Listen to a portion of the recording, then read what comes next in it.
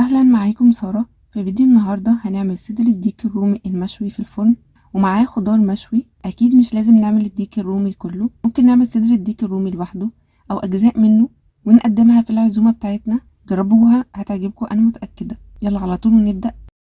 وعشان نتبل صدر الديك الرومي هنحتاج علبة زبادي، دبس رمان، صويا صوص، ماسترد، زيت، زعتر، روزماري، ورق لورا، ثوم مفروم ناعم، بصل باودر، بهارات مشكلة، قرفة، جنزبيل، كمون، كزبرة مطحونة، معلقة صلصة، خل بلسمك. في طبق هخلط كل حاجة مع بعضها. هضيف علبة الزبادي، معلقة صغيرة من الزعتر، معلقة صغيرة من الروزماري، ورقتين لورا، فصين 3 من التوم على حسب الرغبة بتاعتكم مفروم ناعم، معلقة صغيرة من البهارات المشكلة، معلقة صغيرة من البصل الباودر، نص معلقة من القرفة ونص معلقة من الجنزبيل، معلقة صغيرة من الكمون، معلقة صغيرة من الكاري، معلقتين كبار من الماسترد، معلقتين كبار من الزيت، معلقة كبيرة من الخل البلسمك، معلقتين كبار من الدبس الرمان أو معلقة على حسب الرغبة بتاعتكم، على حسب الطعم اللي انتوا حابينه، معلقة الصلصة، وضيف عليها رشة من السكر عشان تعادل بس حموضة الصلصة.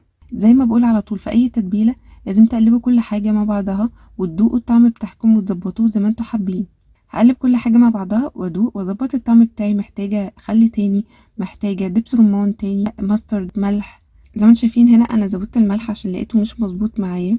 وهبدأ ان انا اتبل صدر الديك الرومي، وهسيب صدر الديك الرومي في التتبيلة مش اقل من يوم كامل عشان تديني طعم حلو.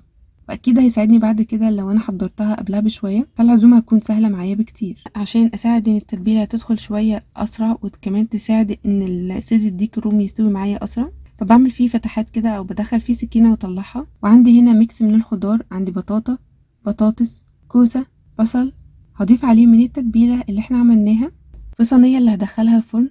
هضيف الخضار تحت، بعد كده اضيف عليه صدر الديك الرومي، اغطي الصينيه بتاعتي كويس جدا وادخلها فرن سخن على درجه حراره عاليه اول نص ساعه.